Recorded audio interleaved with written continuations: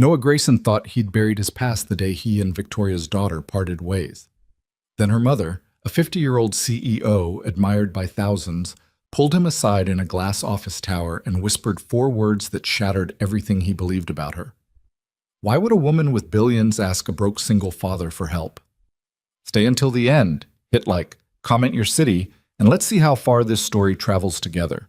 The lobby of Ashcroft Dynamics smelled like money. Not in any way Noah Grayson could have explained to his 6-year-old daughter, Lily, but he felt it the second the revolving door spat him out onto the marble floor, that particular hush that only existed in buildings where every square foot cost more than his apartment.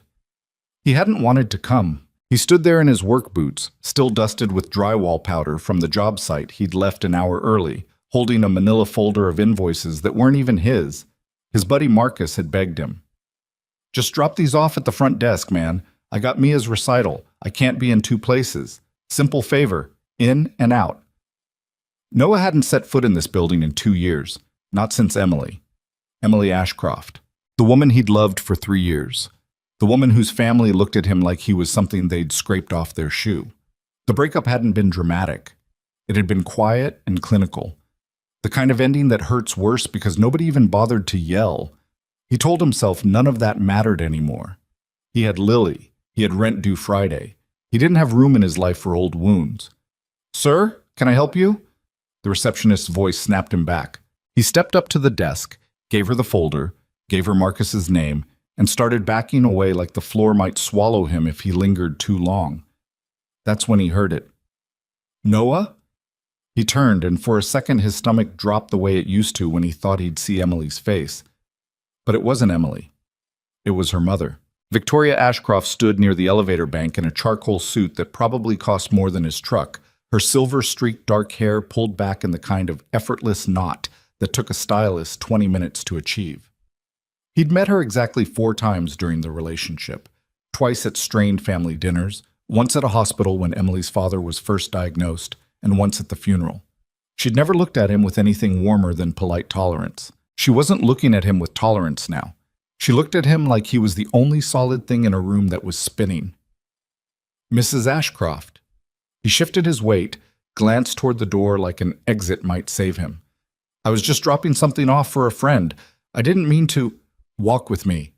Her voice was low, controlled, the same boardroom voice he remembered from years ago. But there was a tremor underneath it, faint, like a crack running beneath ice that still looked solid on top. "I really should get going. I've got my daughter. 5 minutes." She glanced at the receptionist, then back at him, and something in her eyes made the polite refusal die in his throat. "Please." He'd never heard Victoria Ashcroft say please. That single word did something to him. It cracked open 2 years of careful distance, every promise he'd made himself about staying out of this family's orbit. He should have walked. He should have told her he had nowhere private to take her, that whatever was happening in her life wasn't his business anymore, hadn't been his business since the day Emily packed his things into a box and left it by the door. Instead, he nodded. She led him not toward her office, where assistants and board members buzzed past with tablets and coffee, but toward a service elevator tucked behind a column, the kind employees used to move equipment, not the kind CEOs were supposed to know existed. She pressed a code into the panel like she'd memorized it for exactly this purpose. The doors closed. The silence inside felt thick enough to choke on. "You don't have to do this," Noah said, watching the floor numbers climb. "Whatever this is. I'm not part of your life anymore." "I know."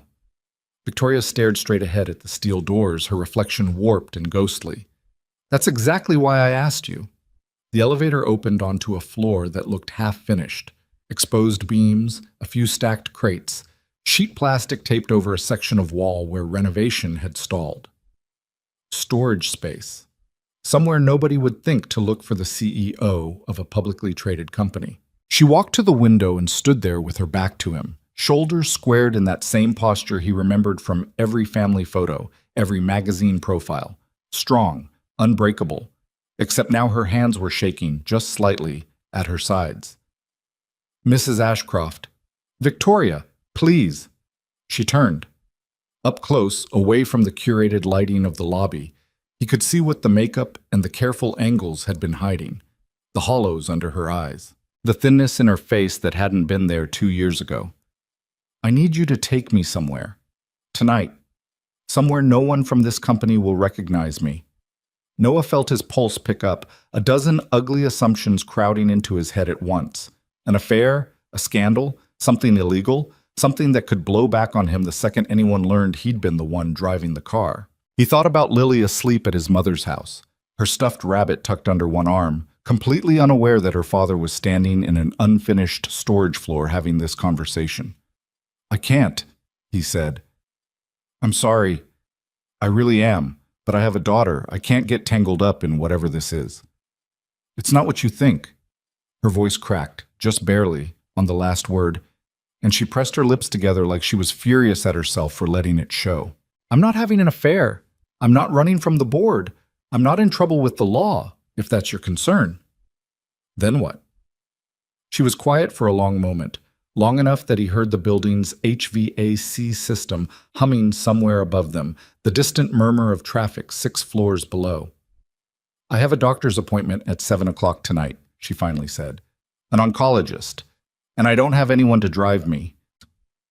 The words landed strange in the empty room, too plain, too small for a woman who ran a company with 12,000 employees. Noah opened his mouth and found nothing useful to say. "You have a driver," he managed eventually. "A company car. Anyone? My driver reports to my assistant. My assistant reports to the board. Everyone who works for me also works, in some fashion, for the people who would very much like to see me removed from this company the moment they sense weakness." Victoria's jaw tightened.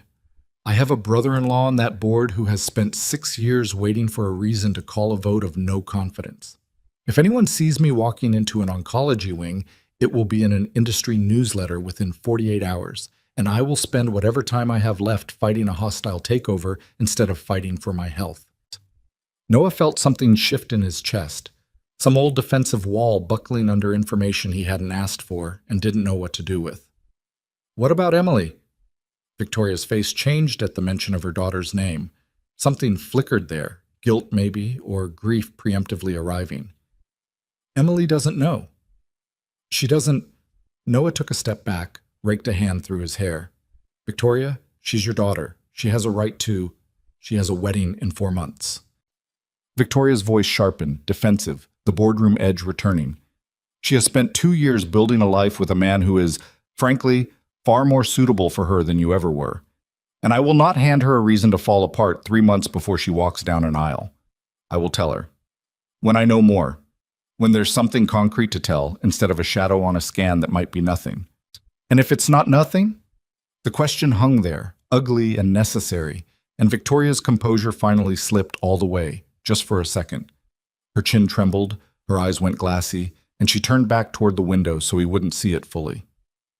"Then I'll tell her when I have to," she said quietly. "But not before." Noah stood there with his folder of someone else's invoices still tucked under his arm, looking at a woman who had once made him feel like an intruder in his own relationship, who had once asked Emily, within his hearing, thinking he was out of earshot, whether she was sure about a man who installed cabinets for a living. He owed this family nothing. He told himself that for 2 years, repeated it like a mantra every time some unfinished feeling threatened to surface. But the woman in front of him wasn't the polished CEO from the magazine covers. She was someone's mother, alone in an unfinished room, asking a man she'd once looked down on to be the one person she could trust with the truth. "Why me?" he asked. "Out of everyone you know, why ask me?" Victoria laughed, short and humorless, and wiped quickly at the corner of her eye with one knuckle, like even crying had to be done efficiently. "Because everyone else I know wants something from me. A promotion, a favor, a seat at a table. You don't want anything from me, Noah? You never did. You wanted Emily, and when that ended, you walked away and never asked this family for a single thing."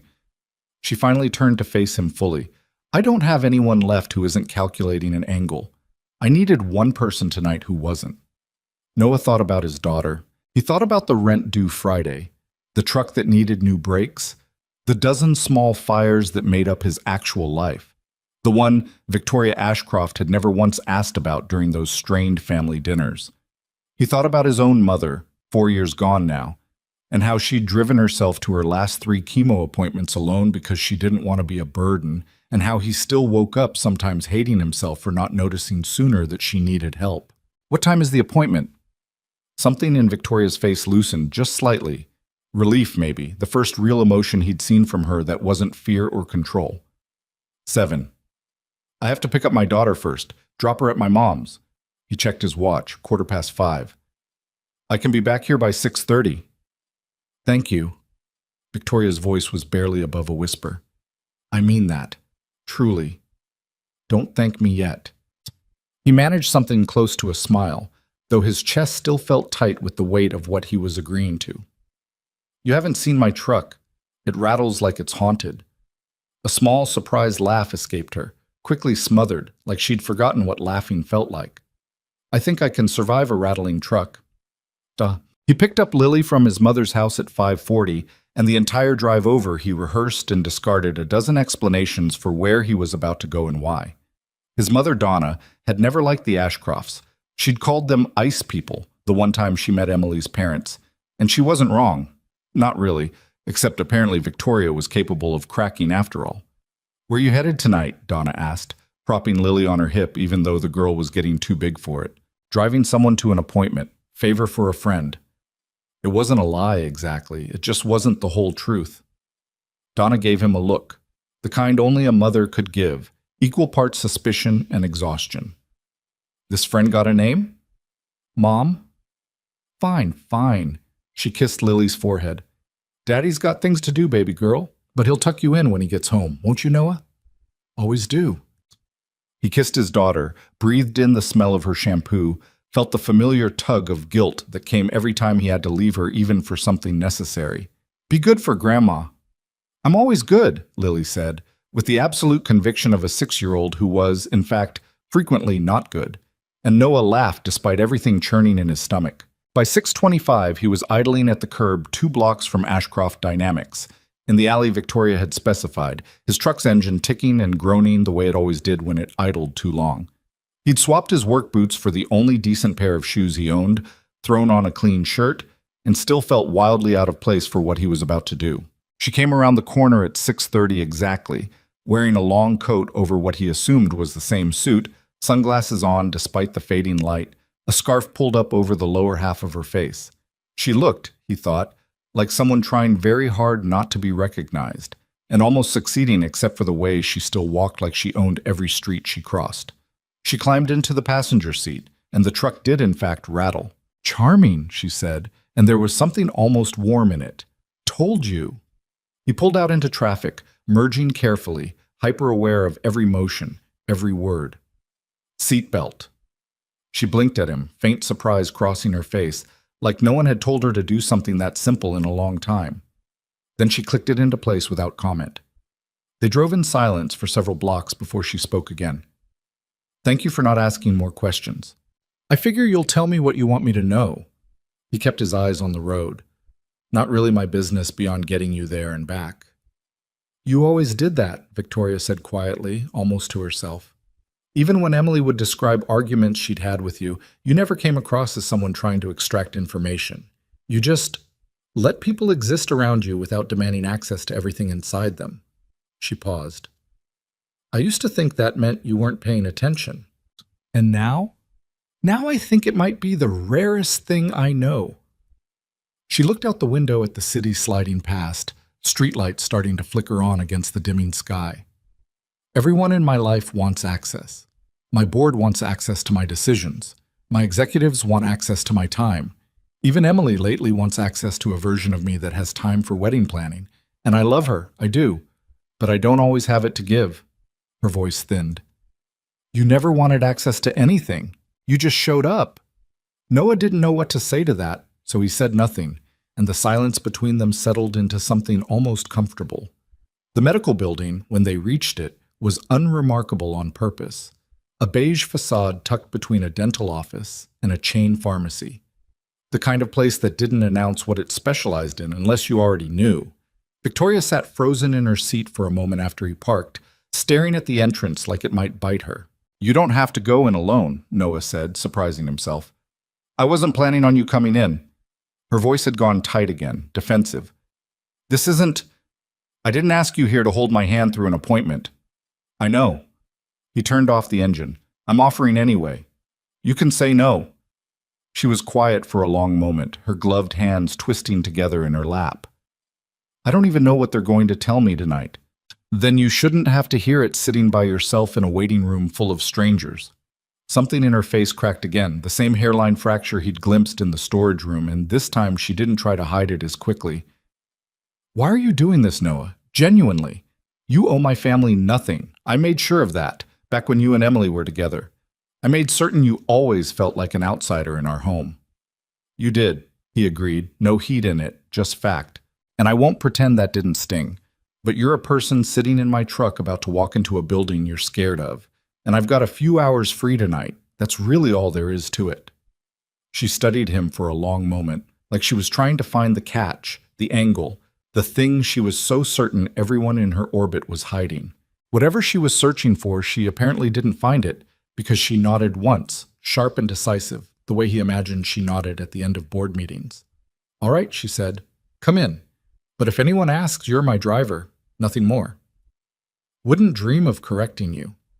They walked in together, Victoria a half step ahead, her composure visibly reassembling itself with every stride, like she was rebuilding a wall brick by brick before she reached the front desk. The waiting room was hushed, filled with the particular quiet of people who'd rather be anywhere else, magazines untouched on side tables, a television playing muted daytime programming. Nobody watched. She gave a false name at check-in. Noah noticed but said nothing. They sat. The minutes crawled. Victoria's hand stayed folded in her lap, knuckles pale, and twice Noah caught her mouthing numbers under her breath, counting something, breathing exercises maybe, some private ritual for managing fear she'd probably never admit to having. Tell me something, she said eventually, not looking at him. Anything. I don't care what. I just need to think about something besides what's behind that door. So he told her about Lily, about her insistence that she was always good, about the time she'd tried to give her stuffed rabbit a haircut with safety scissors and cried for an hour when it came out lopsided, about how she asked, every single night without fail, for one more story even when he was exhausted past the point of coherent sentences. Victoria listened with an intensity that surprised him, her shoulders slowly loosening as he talked, and for a few minutes the fear in her eyes receded behind something softer. Emily wanted children, she said quietly when he finished. Did you know that? Before. With you. Noah felt the old ache flare, brief and dull, like a bruise pressed by accident. I knew. I used to wonder sometimes what kind of father you'd have made for her children. Victoria's voice had no judgment in it now, just a kind of tired honesty. I never told you that. I never told you a lot of things. Victoria Ashcroft, a nurse called from the doorway, and whatever Victoria had been about to say died in her throat. She stood smoothing her coat with hands that weren't quite steady and looked down at Noah still seated in the plastic chair. Will you wait? I'm not going anywhere. She nodded, once, and walked through the door like she was walking into a boardroom instead of an exam room, spine straight, chin level, every inch the woman who'd built an empire from nothing. But just before the door swung shut behind her, Noah saw her hand reach up and press briefly against her own chest, right over her heart, like she was holding herself together by sheer force of will. He sat in that waiting room for 40 minutes that felt like 4 hours, his phone buzzing twice with texts from his mother. Lily wants to know if you'll be home for the story. And he answered both with promises he intended to keep, his mind splitting itself between his daughter waiting at home and a woman behind a closed door learning whether her life was about to change forever. When Victoria finally emerged, her face was unreadable, carefully composed in a way that told him more than any expression could have. She walked toward him without a word, and he stood searching her eyes for some sign of what had happened. Victoria? Not here, she said quietly. Take me back to the truck.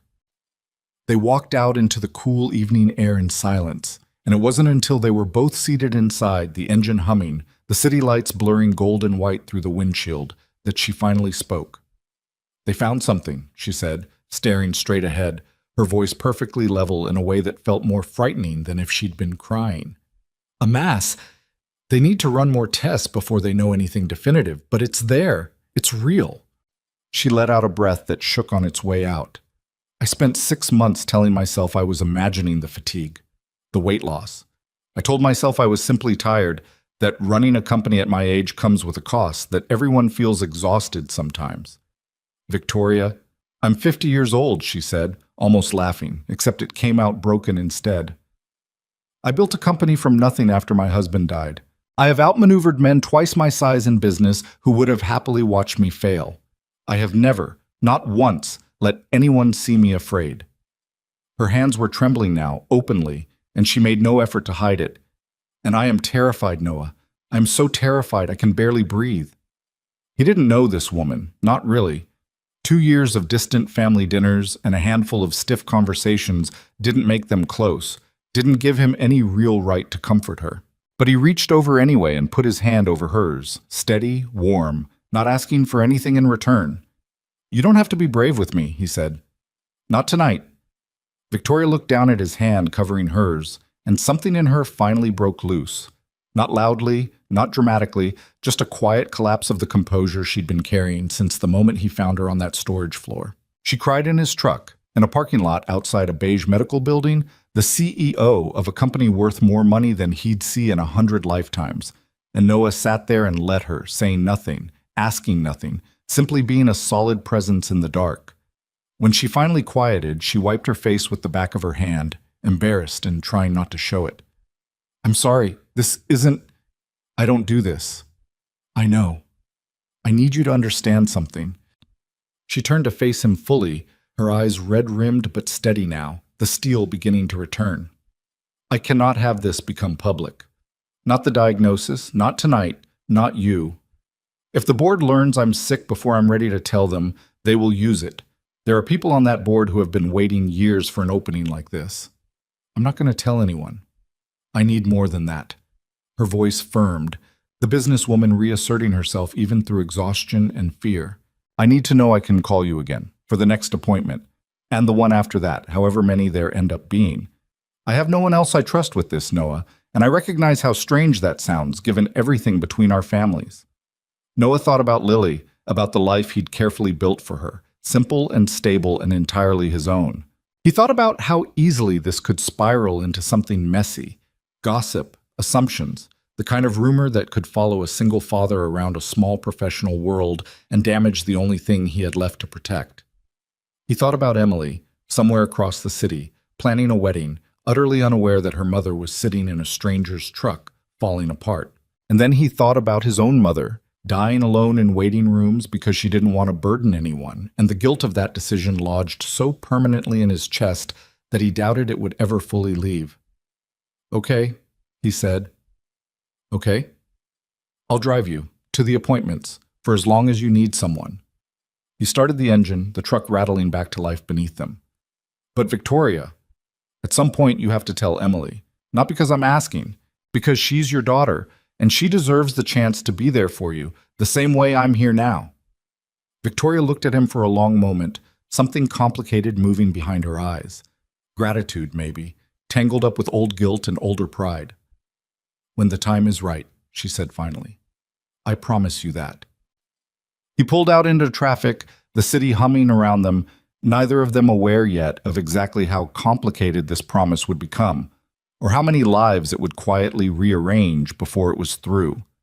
Noah drove her back to the alley behind Ashcroft Dynamics, watched her climb out and disappear around the corner, composed once more, armor back in place, no trace left of the woman who had cried in his passenger seat 20 minutes earlier. He sat there a moment longer before pulling away, staring at the spot where she'd vanished, wondering what exactly he'd just agreed to, and whether he had any idea what he was walking into. He didn't, not yet. The second appointment came 9 days later, and this time, Victoria didn't bother with the storage floor or the coded elevator. She simply texted him from a number he didn't recognize. Thursday, 4 p.m., same arrangement. And Noah found himself staring at his phone in the middle of a kitchen install, sawdust on his forearms, wondering when exactly he'd become the kind of man who rearranged his work schedule for Victoria Ashcroft. He told himself it was temporary. A few drives, a few waiting rooms, and then she'd tell Emily, or hire a private nurse, or do whatever wealthy people did when they didn't want to be alone, but also didn't want to actually need anyone. That was the story he kept telling himself anyway, right up until Thursday at 4 o'clock when she climbed into his truck wearing the same oversized sunglasses, the same scarf. And he realized this had already stopped feeling like a favor and started feeling like a routine. "You cut yourself," she said, nodding at the bandage wrapped around his thumb. Table saw disagreement. He pulled into traffic. "I won. Mostly. You should be more careful. You should mind your own business," he said, and then winced, because old habits of speaking to her like an equal hadn't quite caught up to the fact that she was, technically, dying, or might be, or they didn't know yet, and every joke felt like it was standing on thin ice. But Victoria laughed, actually laughed, a short surprise sound that seemed to startle her as much as it did him. "No one's told me to mind my own business in about 15 years. Must be nice, being surrounded by people too scared to be honest with you. It's lonelier than you'd think." She said it lightly, like a joke, but there was nothing funny underneath it, and Noah glanced at her sideways before returning his eyes to the road. The second appointment took longer than the first. More tests, more waiting, a biopsy that left her pale and quiet in the recovery chair, gripping the armrest like she could hold the news at bay through sheer force of will. Noah sat with her this time without being asked, and she didn't tell him to leave. "Tell me about Lily," she said, eyes closed, voice thin. "Something good. I don't want to think about needles." So he told her about the morning Lily had insisted on packing her own lunch and produced a sandwich made entirely of crackers, no bread, just crackers stacked 12 high with a single slice of cheese in the middle, and how she'd been furious when he suggested it might fall apart in her backpack. Victoria's mouth twitched, fighting a smile even through the discomfort. "She sounds like Emily," Victoria murmured. At that age, Emily once told her father she was going to grow up and be a queen, and when he asked what kingdom she planned to rule, she said ours, obviously, like it was the stupidest question in the world. Noah felt the familiar ache at the mention of Emily, dulled now, more memory than wound. "She's still that stubborn?" "More, if anything." Victoria opened her eyes, looked at him carefully. "Does it bother you, talking about her?" "Less than it used to." He meant it. 2 years had sanded most of the sharp edges off that particular grief, leaving behind something closer to nostalgia than pain. "I'm not driving you around hoping to get back with your daughter, Victoria, if that's what you're asking." "I wasn't asking that." She paused. "I suppose I was making sure." "You don't have to worry about my intentions. I told you why I'm doing this." "I know." She looked down at her hands. "I find myself needing to ask anyway. Old habits. I spent so many years assuming everyone wanted something that I forget how to simply accept kindness without searching for the catch." The nurse called her back before Noah could answer, and he sat alone in the waiting room turning that sentence over in his head, the quiet sadness buried inside it, the admission that being suspicious of everyone had become so automatic it functioned like breathing. But the results came back 11 days later. Victoria called him directly this time, her voice carefully neutral in a way he was learning meant the opposite of fine. "Can you come?" she asked. "I have to go in and discuss treatment options.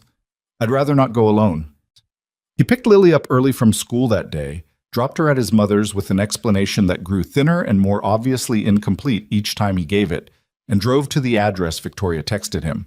Not the same office this time, but a larger building downtown, an oncology center with a name etched in brushed steel letters above the entrance. She was waiting outside when he pulled up. No sunglasses this time, no scarf, just Victoria Ashcroft standing on a sidewalk in a charcoal coat, looking smaller than he'd ever seen her. "It's stage 2, she said, before he'd even fully parked. "Breast cancer. They're recommending surgery followed by chemotherapy. My oncologist says the prognosis is good if I begin treatment immediately and don't delay." Noah turned off the engine. "How are you?" "Functional?" Her voice was clipped, professional, the boardroom mask sliding back into place even as her hands shook at her sides. "I have a meeting with my board in 3 days regarding the Halloway acquisition. I cannot walk into that room looking anything less than completely in control. Victoria, you just got diagnosed with cancer. Nobody expects you to be in control right now." "I expect it." Her jaw tightened. I have spent 20 years building a reputation that says I do not break. The moment I show weakness, there are people who will use it. My brother-in-law, Richard, has been circling this company since my husband died, waiting for exactly this kind of opening. If he learns I'm sick before I've secured my position, he will move to have me removed for health reasons before I've even started treatment. That's insane. You're talking about a hostile takeover while you're dealing with a cancer diagnosis. That's business. She finally looked at him, and underneath the steel he could see how thin that armor had become, how close it was to cracking entirely. It's also survival. If I lose this company, I lose the only thing I built that's entirely mine. Everything else, my marriage, my health, even my relationship with my daughter most days, none of it has ever felt as solid as this company.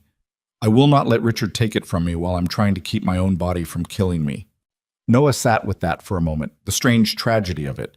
A woman fighting two wars simultaneously, one against disease and one against her own family, with no room left to simply be afraid. "Okay," he said finally, "then let's get you through this meeting. What do you need?" Something shifted in her expression. Surprise, mostly, that he hadn't argued further, that he'd simply pivoted to helping instead of lecturing her on priorities she'd clearly already decided for herself. "I need to look rested. I need my hands to stop shaking. I need someone to drive me to a private consultation about scheduling treatment around my work calendar without anyone at the office noticing a pattern of medical appointments. I can do all of that except the hands. That one's on you." A ghost of a smile crossed her face. "I'll manage." Over the following weeks, the rhythm of it became something Noah hadn't expected. Not routine exactly, because nothing about driving a billionaire CEO to secret cancer treatments while raising a 6-year-old alone could be called routine, but a pattern nonetheless.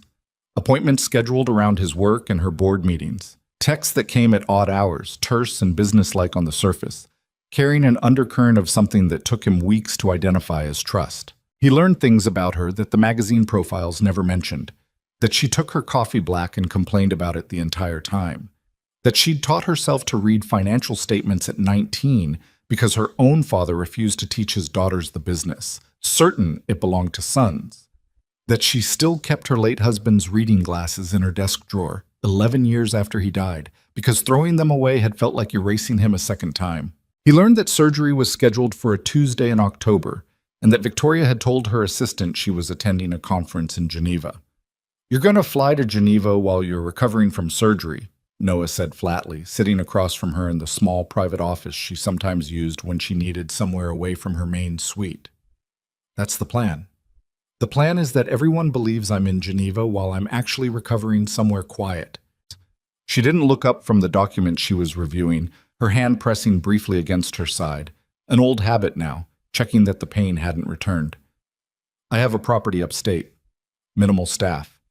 No one will think to look there. And who's taking care of you while you recover? Minimal staff doesn't sound like a nursing team." "I'll manage." "Victoria." He waited until she looked up. "You can't manage major surgery alone. I don't care how strong you think you are. What would you suggest, that I hire a stranger to live in my home and witness me at my weakest, knowing they could sell that information to any tabloid willing to pay?"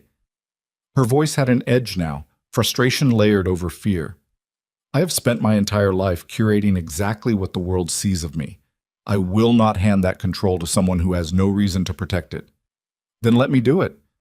The words were out before he'd fully thought them through, and he watched her face shift through several expressions at once: disbelief, calculation, something softer underneath that she quickly suppressed. "You have a daughter." "My mother helps with Lily when I need it. She's done it before." He leaned forward, suddenly committed to the idea even though he hadn't planned it. "I'm not saying I move in. I'm saying I check on you, drive you to follow-ups. Make sure someone who isn't on your payroll and isn't trying to climb your corporate ladder knows if something goes wrong." "Why?" The question came out raw, stripped of the careful control she usually maintained. "Why does this matter to you, Noah? I was cruel to you. I made you feel unwelcome in my home for 3 years. I told my daughter, more than once, that she could do better. Why would you do this for me?" Noah considered the question honestly before answering, because she deserved honesty more than she deserved comfort. "Because my mother died alone in waiting rooms, because she didn't think she deserved to ask anyone for help. And I've spent 4 years wishing I'd noticed sooner, wishing I'd pushed harder, wishing I hadn't let her convince me she was fine when she clearly wasn't. He met Victoria's eyes. I'm not doing this to make up for the past. I'm doing it because I recognize what you're doing right now, and I know exactly how that story ends if nobody steps in. Victoria was quiet for a long moment, her composure finally giving way to something raw and unguarded. I don't know how to accept this kind of help. I've spent so long being the one people rely on. You don't have to know how. You just have to let it happen. Tut-tut. The surgery took place on a gray Tuesday morning, and Noah sat in a private waiting room Victoria's assistant had arranged without knowing exactly why. His phone buzzing periodically with updates from his mother about Lily's school day. His mind split in two directions at once. He thought about how strange his life had become in the span of a few weeks. How a favor for a friend had turned into sitting in a hospital waiting room for a woman who, technically, was still closer to a stranger than family. The surgeon found him 4 hours later, gave him a careful explanation that the procedure had gone well. The margins looked clean. Full pathology would take another week to confirm. Noah thanked him with more relief in his chest than he'd expected, and it wasn't until he was sitting beside Victoria's hospital bed an hour later, watching her drift in and out of anesthesia-heavy sleep, that he understood how much he'd actually been afraid of losing her. That realization unsettled him more than he wanted to admit. He drove her to the upstate property 2 days later, against the recommendation of at least one nurse who clearly thought a private home with minimal staff was a reckless place to recover from major surgery. The house was beautiful in a way that felt almost sad. Too large, too quiet, full of expensive furniture that had clearly never been used the way furniture was meant to be used. No photographs on the walls except a single formal portrait of Victoria's late husband. No clutter, no warmth, nothing that suggested anyone actually lived there. "This is where you go to recover?" Noah asked, setting her bag down in a bedroom that looked like it belonged in a magazine spread, not a real home. "This is where I go when I need to disappear." Victoria eased herself onto the edge of the bed, wincing, her hand pressing against the bandaged incision beneath her shirt. "I bought it after Edward died. I thought solitude would help." "Did it?" "No." She said it simply, without self-pity, just fact. It mostly taught me that solitude and loneliness are not the same thing, and that I'd confused one for the other for over a decade.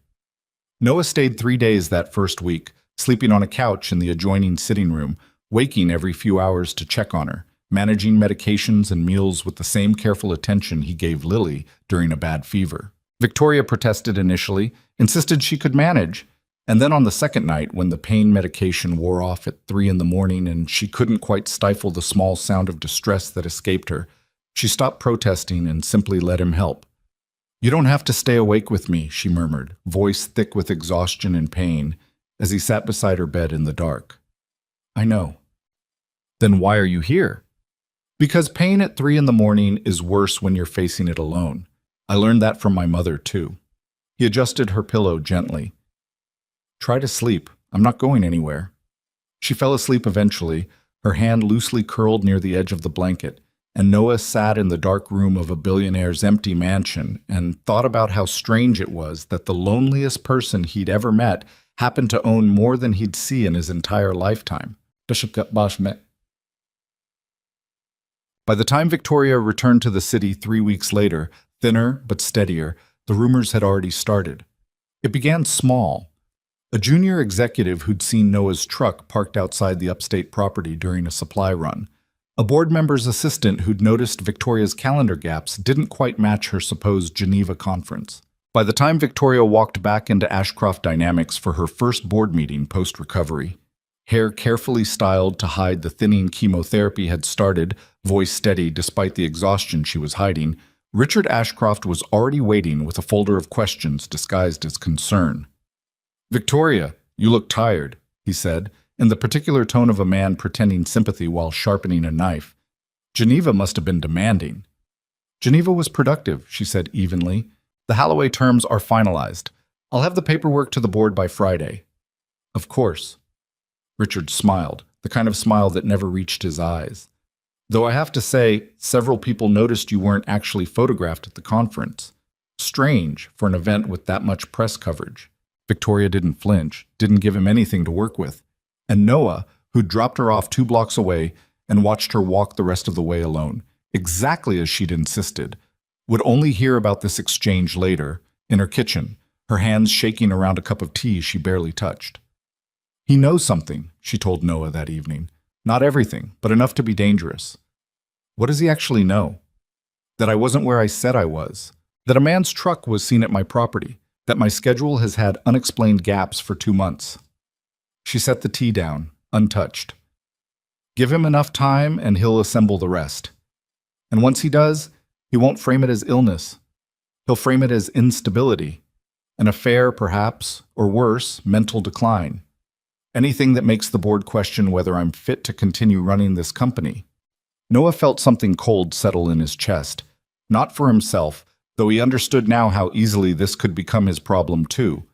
But for her, for the impossible position she'd been forced into by people who should have been protecting her instead of circling like vultures. You have to tell the board the truth eventually, he said. Better them hearing it from you than piecing together a lie from Richard. I know. Victoria pressed her fingers against her temples, exhaustion written into every line of her face. I'm not ready. Nobody's ever ready.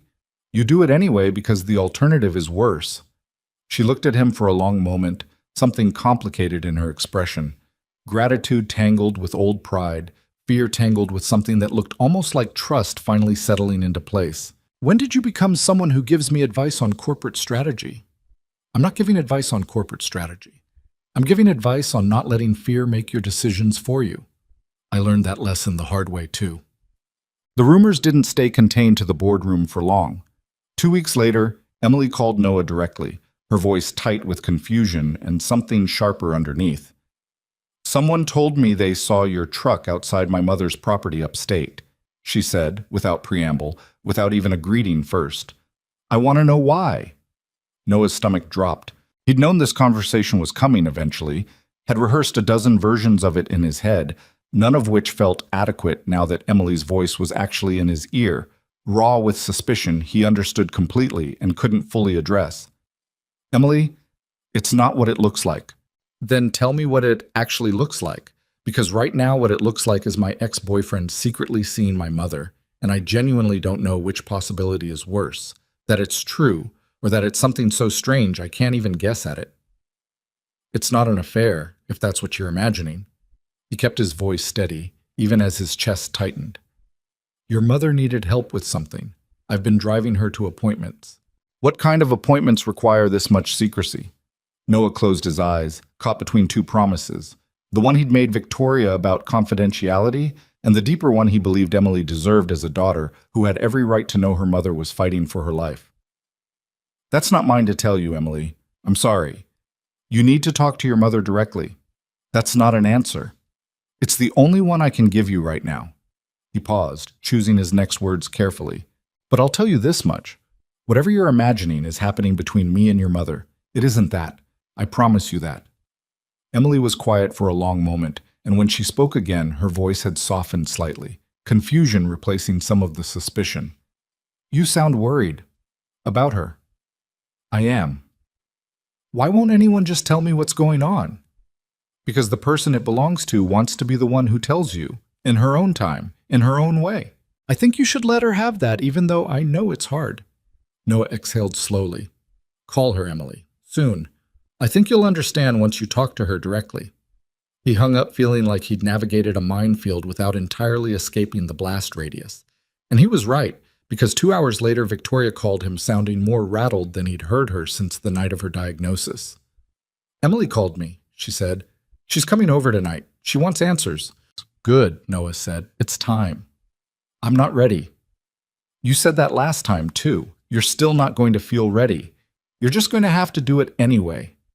He kept his voice gentle but firm, the same tone he used with Lily when she was scared of something necessary, a doctor's visit, a first day of school. She's your daughter, Victoria. She loves you. Let her show up for you the way you're letting me. There was a long silence on the line before Victoria spoke again, her voice smaller than he'd ever heard it. Will you be here? When I tell her. Noah hesitated. He understood suddenly and completely the danger of what she was asking. Not danger to her, but to him, to the careful boundaries he'd been trying to maintain since that first night in the storage room. Being present for that conversation meant inserting himself fully into a family drama that had already cost him enough, meant standing in a room with the woman he used to love while her mother revealed a truth that would change everything. But he thought about Lily, about what he'd want someone to do if it were his own daughter facing a diagnosis like this, about the promise he'd made to himself the night his own mother died, alone, because he hadn't been paying close enough attention. "Yeah," he said, "I'll be there." He arrived at Victoria's penthouse 20 minutes before Emily was due, and the doorman recognized him with a flicker of surprise that told Noah his face had become familiar enough in this building to register as unusual. Victoria opened the door herself, which she never did, dressed simply in a cream sweater instead of her usual armor of tailored suits, her hair down instead of pulled back, looking more like someone's mother than the CEO whose photograph hung in the lobby downstairs. "You look different," Noah said, stepping inside. "I look like myself." She pressed her palms against her thighs, a nervous gesture he'd never seen from her before.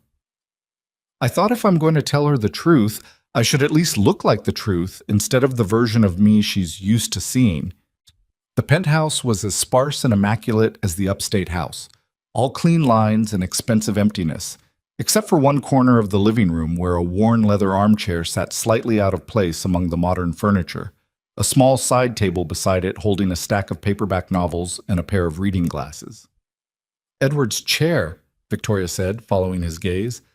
"I can't bring myself to get rid of it. The decorator has asked twice."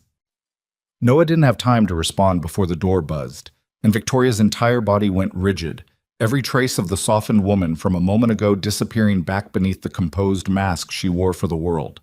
She opened the door, and Emily walked in already talking, already mid-argument with someone who hadn't said anything yet. "I want to know what's going on, Mom, and I want to know now because I've spent 2 weeks hearing things secondhand from people who clearly know more than I do, and I'm done being the last person to—" She stopped when she saw Noah. Her face did something complicated, several emotions arriving and departing too quickly to fully read. Confusion, then something sharper, then a kind of wounded suspicion that made Noah's chest tighten with old guilt he had no logical reason to feel. "Noah." Her voice had gone flat. "So it's true. You really have been coming here."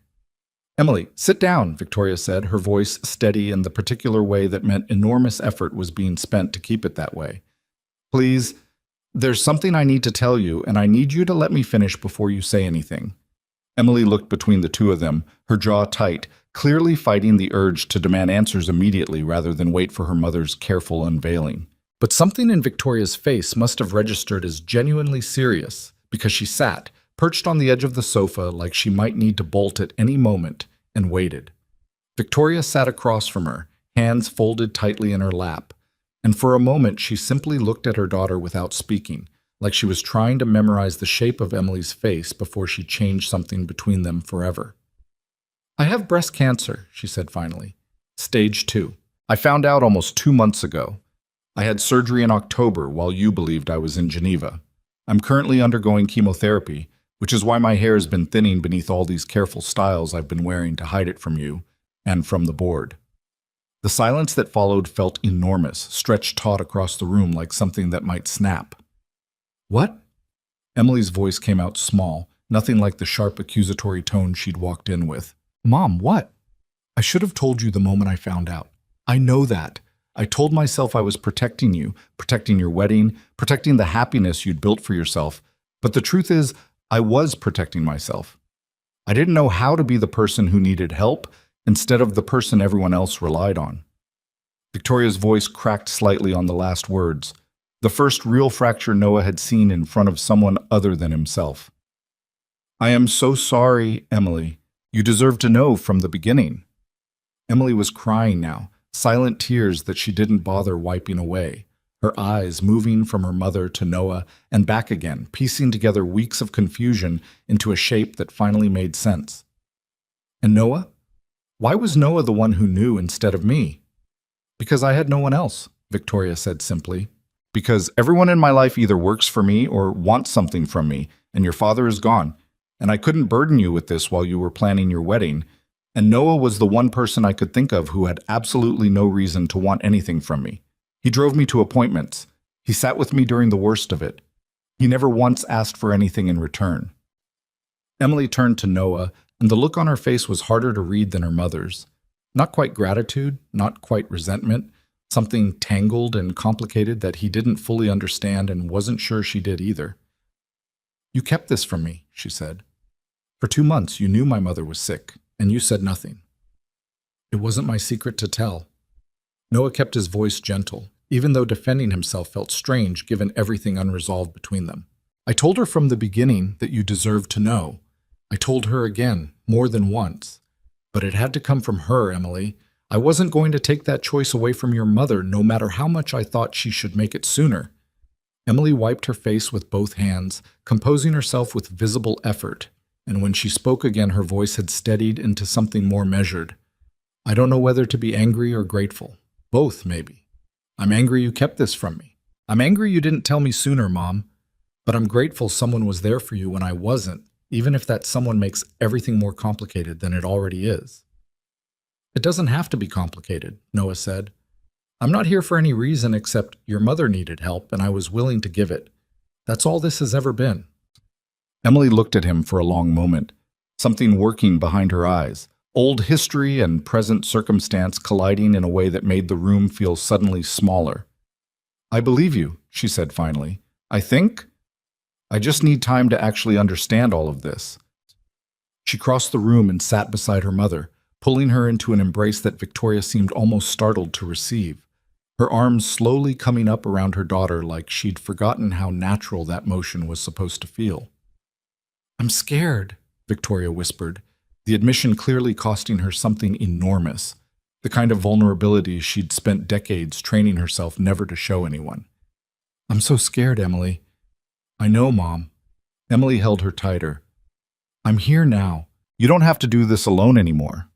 Noah stood quietly near the door, watching mother and daughter finally find their way back to each other through grief and fear and months of secrecy, and felt something in his own chest loosen slightly, some weight he hadn't fully realized he'd been carrying alone. He slipped out 20 minutes later, leaving them to their reconciliation, and didn't expect to hear from either of them again that night. But Victoria called just after 10, her voice exhausted but lighter than he'd heard it in weeks. "Thank you," she said simply. "For staying? For everything?" "How is she?" "Devastated, furious at me, already drawing up a schedule of who's accompanying me to which appointment going forward, like she's trying to make up for 2 months of not knowing in a single evening." A small, watery laugh. "She's very much her mother's daughter." That a compliment or a complaint? Both, I imagine, the way most things about me eventually become. Victoria paused. "She asked about you, about us." I told her there was no us, not in the way she was imagining. "There isn't." "I know." Something in her voice shifted, careful, deliberate. "But I think it's worth acknowledging, Noah, that whatever this has become between us doesn't fit neatly into any category either of us is used to. You're not just a driver. You're not an old family friend. I'm not entirely certain what to call what you've become to me. But I know it matters, and I know I would have faced this entire ordeal completely alone without you." Noah sat with that for a long moment after they hung up, staring at his ceiling in the quiet of his own apartment, Lily asleep down the hall, and wondered the same thing Victoria had just admitted she didn't know the answer to. But the reprieve didn't last. 3 weeks later, Richard Ashcroft requested an emergency board session, and the agenda item, vaguely worded but unmistakable in its intent, read simply, "Discussion regarding CEO fitness and continuity planning." Victoria called Noah the morning of the meeting, her voice tighter than he'd heard since the diagnosis itself. "He's making his move. He's going to use the diagnosis, the secrecy, all of it, to argue I'm unfit to continue leading the company. He has enough board votes sympathetic to him that this could actually work. What do you need?" "I need you to understand that whatever happens today, this is going to become public very quickly. The board meeting isn't confidential the way it used to be. Too many people leak to the press for the right price. By tonight, every business outlet in the country could know I'm sick, and depending on how Richard frames it, they could know about you too." Her voice dropped lower. "I need to warn you, because I don't have the right to drag you into this without your full understanding of what it might cost you." Noah felt his stomach tighten, the old fear surfacing. Lily's school, the small professional community he worked within, the careful reputation he'd built as a reliable, steady, single father in a world that watched men like him more closely than it watched anyone else, ready to assume the worst at the first hint of scandal. A single father seen escorting a wealthy, sick, much older woman to secret appointments for months was the kind of story that wrote itself into something ugly, regardless of the truth underneath it. "What's the worst version of this story, if it gets out?" he asked, needing to hear her say it plainly.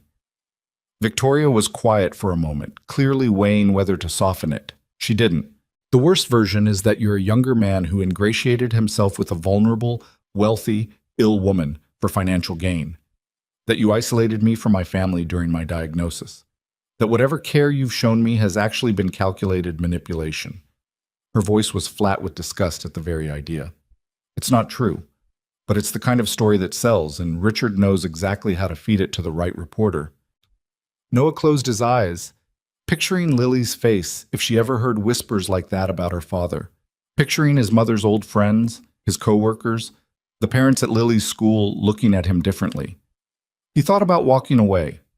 Right then, in that moment, telling Victoria he couldn't continue, that protecting his daughter had to come before whatever this had become between them. It would have been the safe choice, the reasonable one. "Let them say what they want," he said instead, surprising himself with how steady his own voice sounded. "I know what's true. You know what's true. I'm not going to let some board member's smear campaign decide how I live my life. Noah, I need you to think about this seriously. Your daughter." "I am thinking about my daughter," his voice firmed. "I'm thinking about what I want her to learn from watching how her father handles fear. I want her to learn that you don't abandon people because doing the right thing got complicated. That's not a lesson I'm willing to skip just because it's inconvenient for me." There was a long silence on the line, and when Victoria spoke again, her voice had thickened with something she was clearly trying to control. "I don't deserve this kind of loyalty from you." "Maybe not. Doesn't change anything." The board meeting, when it happened, was everything Victoria had feared and somehow worse. Noah wasn't present for it, had no reason to be, no role that would justify his presence in that boardroom. But Victoria recounted it to him that evening in fragments, her composure fractured in a way he hadn't seen since the diagnosis itself. Richard had opened with carefully worded concern, citing unexplained absences, a canceled Geneva appearance that multiple board members now knew had been fabricated, and what he called erratic decision-making patterns that he tied with surgical precision to undisclosed health issues. He'd produced documentation, photographs of Noah's truck outside the upstate property, a timeline of Victoria's calendar gaps cross-referenced against company milestones, even a quote from an anonymous source close to the family suggesting Victoria's judgment had been compromised. He had photographs, Victoria said, sitting in Noah's small apartment that evening, the first time she'd ever been inside it, looking deeply out of place among the secondhand furniture and Lily's scattered toys, and somehow more at ease there than Noah had ever seen her anywhere else. "Of you. Outside my property. He's been having someone watch me for months." "What did you tell them?" "The truth." She wrapped her hands around the mug of tea he'd made her, something simple and ordinary that seemed to steady her more than any boardroom strategy could have. "That I have cancer, that I'm undergoing treatment, that my prognosis is good, that my judgment has not been compromised by illness any more than any of theirs would be compromised by a diagnosis of their own. I told them you're a friend who helped me through a difficult time, nothing more, and that the insinuation otherwise was beneath the dignity of the people making it." "How did they take it?" "Some of them with genuine sympathy. I think Richard overplayed his hand. Illness doesn't disqualify a CEO, and several board members were visibly uncomfortable with how aggressively he pushed the narrative. But the vote on continuity planning passed anyway. They're requiring quarterly health updates from my physician, delivered to a special committee, and they've appointed an interim co-signatory on major decisions until I've completed treatment." Her hands tightened around the mug. "It's not removal, but it's humiliating.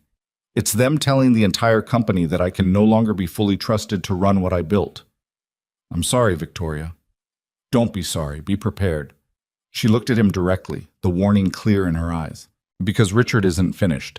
He lost this round, but men like him don't stop because they lose once. He's going to keep digging into you, into your life, looking for anything he can use to discredit what's happening between us. Because the moment he can paint this as scandal instead of compassion, he gains leverage again. Noah felt the weight of that settle over him, heavier than he wanted to admit. Let him dig. There's nothing to find. There's a single father who works construction, raising his daughter alone, suddenly spending significant time with a billionaire CEO old enough to be his mother. You don't think that's a story, regardless of how innocent the truth actually is? Victoria's voice had an edge of genuine fear in it now, not for herself, but for him. I've watched what these kinds of narratives do to people, Noah. I've watched reputations destroyed by stories that were 80% fabrication and 20% context stripped of nuance. I don't want that for you. I don't want that for Lily. The mention of his daughter's name in that context made something cold settle in Noah's stomach, the first real crack of doubt he'd felt since agreeing to any of this. He'd weathered the abstract threat of scandal easily enough when it was theoretical, but hearing Victoria voice the specific danger to Lily, his daughter, 6 years old, innocent of any of this, made the stakes suddenly, viscerally real. He didn't sleep much that night, lying awake running through every possible version of how this could unravel, every way it could touch the one part of his life he'd protected fiercely since the day she was born. Chot.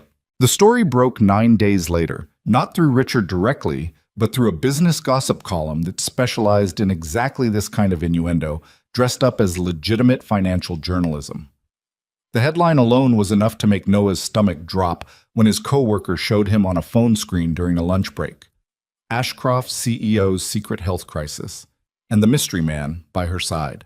The article was carefully, cowardly worded, never quite accusing him of anything explicit, but constructing enough insinuation through careful phrasing and selectively chosen photographs that any reader would draw their own conclusions. Sources close to the company questioned the nature of the relationship. A photograph of Noah's truck outside Victoria's upstate property appeared alongside a photograph of Victoria looking gaunt and exhausted, leaving a medical building, the two images positioned to suggest a narrative neither of them had agreed to. His phone started buzzing within the hour. Marcus, his buddy from the invoice favor that had started all of this, sending a confused string of texts. A coworker asking, half joking, half serious, whether he was secretly dating a billionaire. And then, worse, a text from Lily's school. Not about Lily directly, but a generic notice about an upcoming parent meeting that suddenly felt loaded with unwarranted paranoia, his mind spinning out worst-case scenarios about teachers whispering, other parents looking at him differently at pickup. He called Victoria the moment he had a private minute, his voice tighter than he intended. "I saw it," she said before he could speak, her own voice carrying real anguish. "I'm so sorry, Noah. I should have anticipated this would happen eventually. I should have insisted you stay further removed from the beginning." "It's not your fault." "It is, partially. I let you get this involved knowing exactly how cruel this industry can be when it scents weakness." She exhaled shakily. "What do you need?"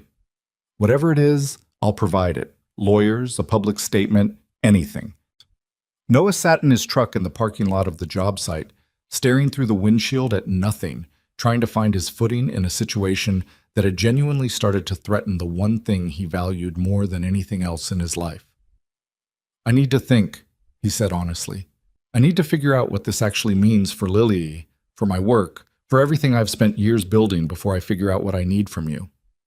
"Take whatever time you need." Victoria's voice was quiet, carrying real fear underneath the careful control. "I won't reach out unless you reach out first. I understand if this is the point where you decide you've given enough." He hung up and sat there a long time, the engine off, the cab growing colder around him, turning the entire situation over in his head with a clarity that felt almost brutal. He thought about Lily, about the parents at her school, about how quickly people decided what kind of man you were based on a headline and 2 photographs stripped of context. He thought about his reputation, carefully built over years of showing up reliably, being known as steady, trustworthy, the kind of father other parents didn't worry about. And then he thought about Victoria, alone in that sparse penthouse with her dead husband's chair sitting in the corner, undergoing chemotherapy while a board member circled her like a predator scenting blood, with no one else willing to stand beside her without calculating an angle. He thought about walking away. He let himself genuinely consider it, turning the idea over without flinching from it, because pretending the option didn't exist would have been a lie. Walking away would protect Lily from any further exposure to this mess. It would let him return to the simple, contained life he'd built, free of billionaire CEOs and board politics and gossip columns speculating about his character.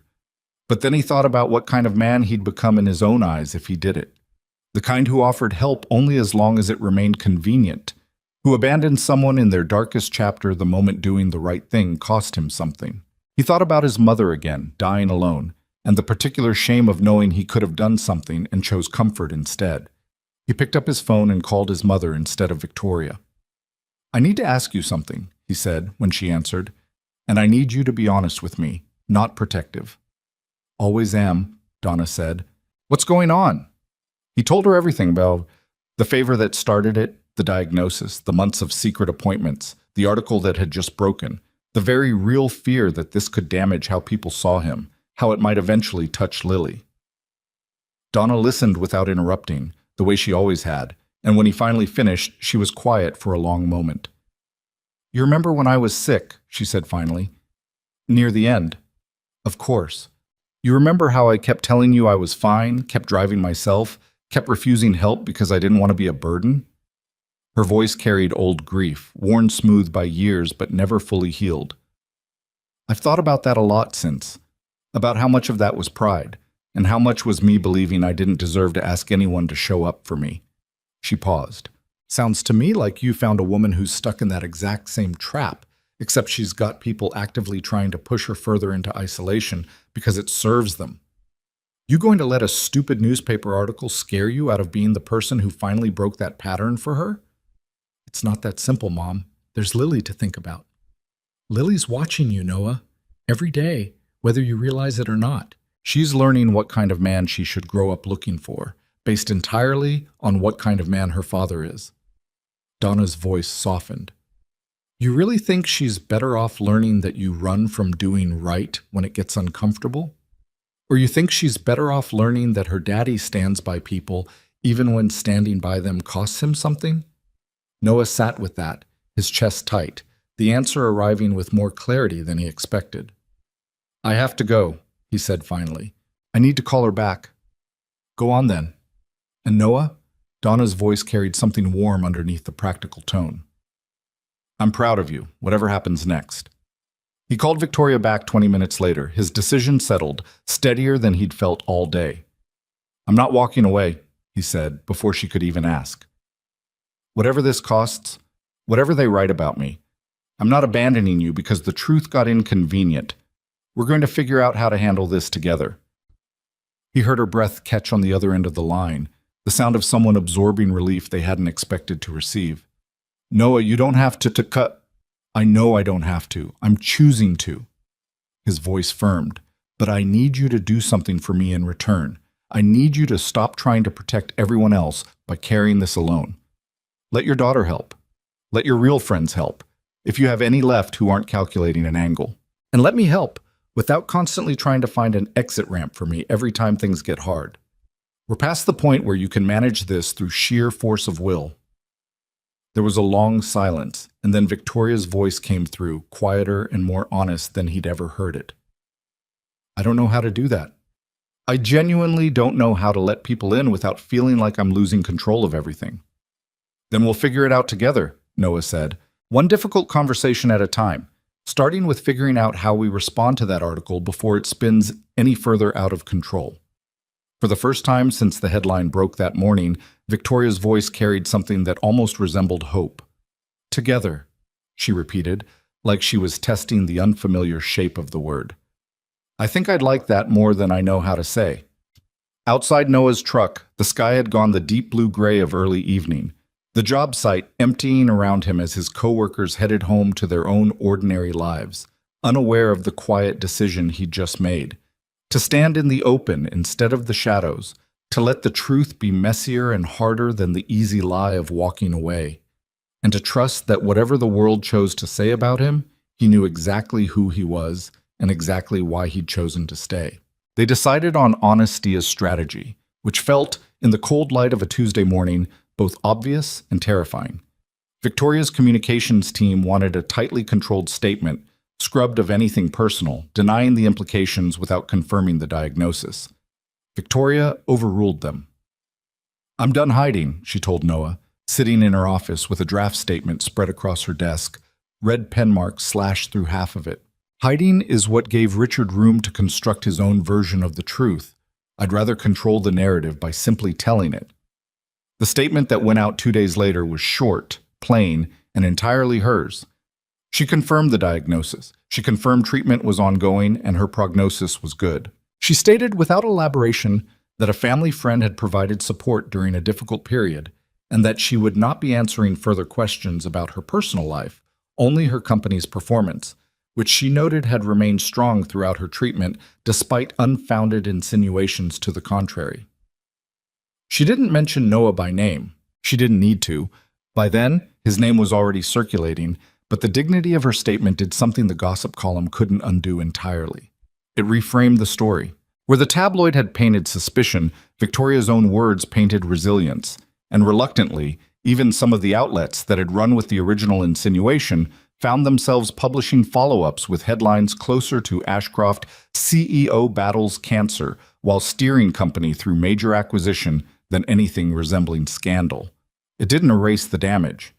Noah still got looks at Lily's school pickup that lingered a beat too long. One mother, a woman he'd exchanged maybe a dozen words with over 2 years of school functions, asked him outright, with poorly disguised curiosity dressed as concern, whether everything was all right with him, in a tone that made clear she already had her own theory and was fishing for confirmation.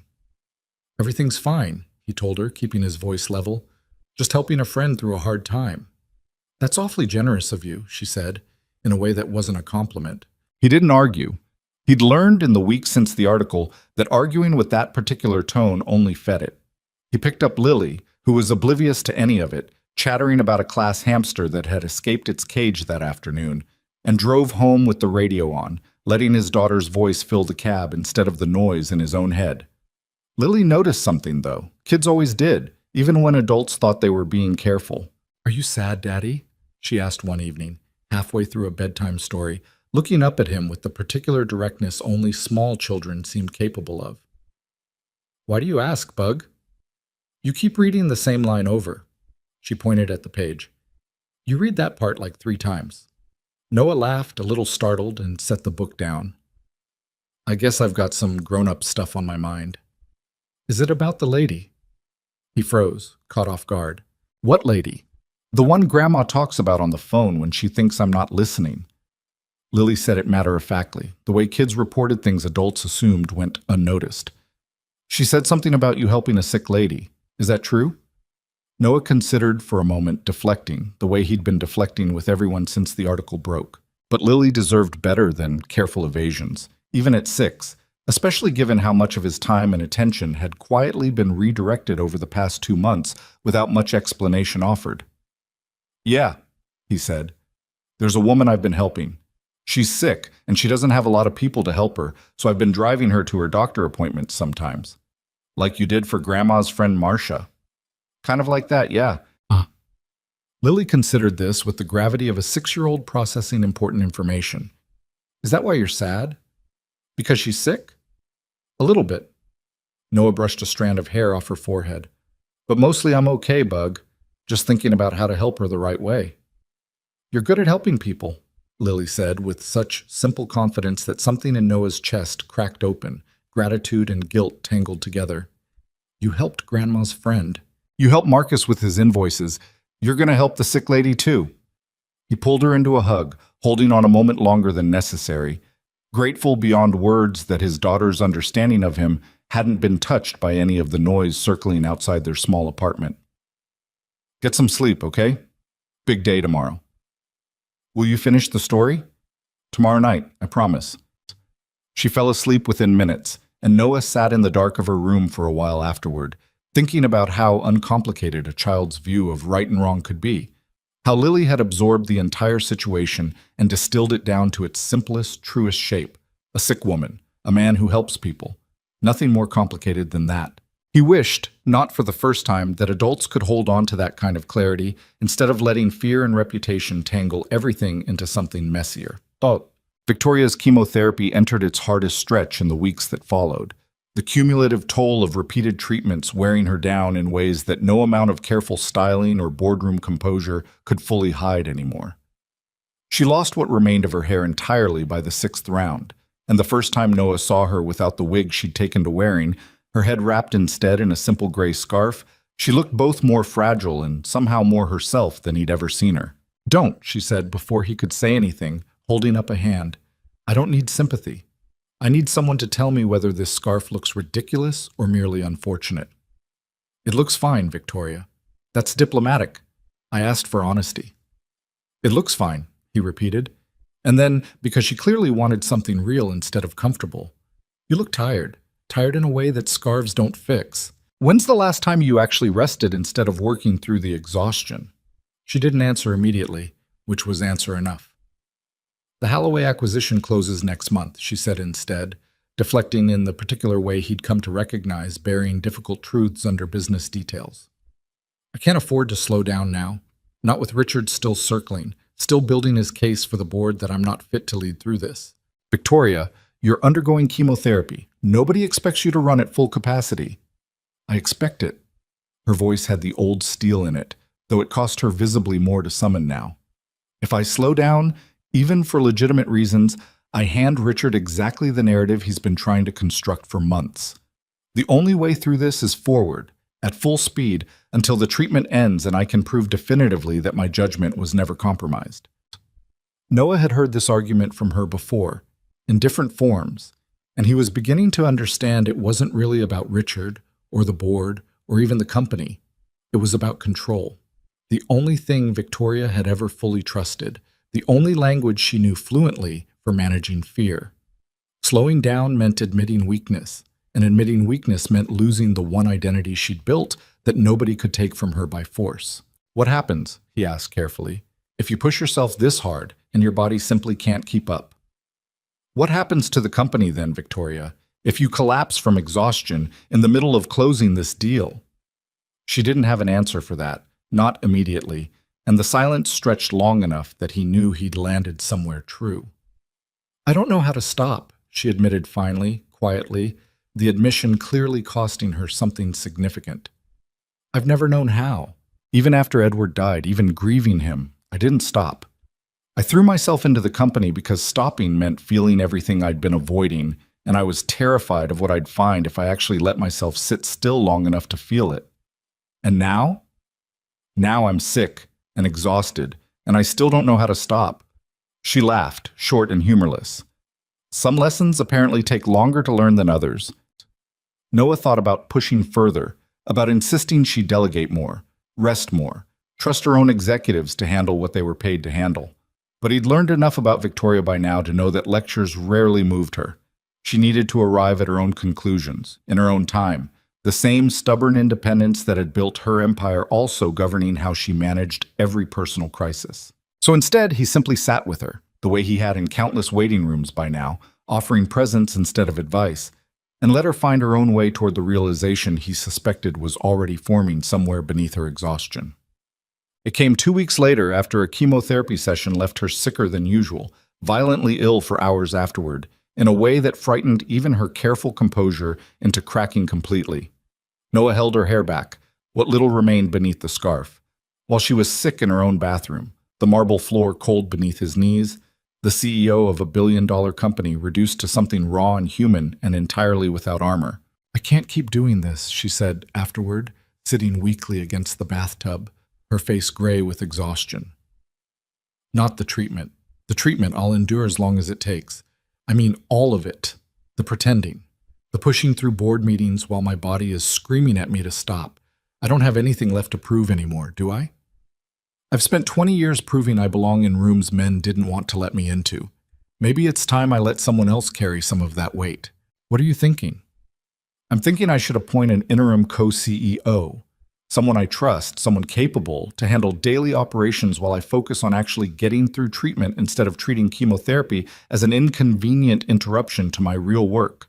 She looked at him, something fragile and uncertain in her expression, like she was testing the idea aloud for the first time and wasn't sure she believed it herself yet. I think I'm finally ready to stop proving I can do everything alone. The decision, once made, moved faster than Noah expected. Victoria called a private meeting with her most trusted executive, a woman named Patricia Okafor, who'd been with the company 18 years, sharp and steady, and entirely without the ambition for power that made Richard so dangerous, and offered her the interim co-CEO position with a candor that clearly startled Patricia as much as it had startled Victoria herself to offer it.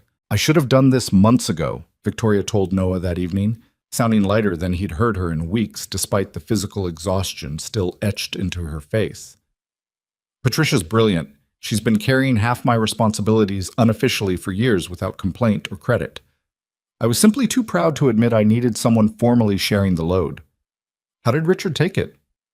"Poorly." A genuine smile crossed her face, the first real one he'd seen in days. He'd been counting on my refusal to delegate as evidence of instability.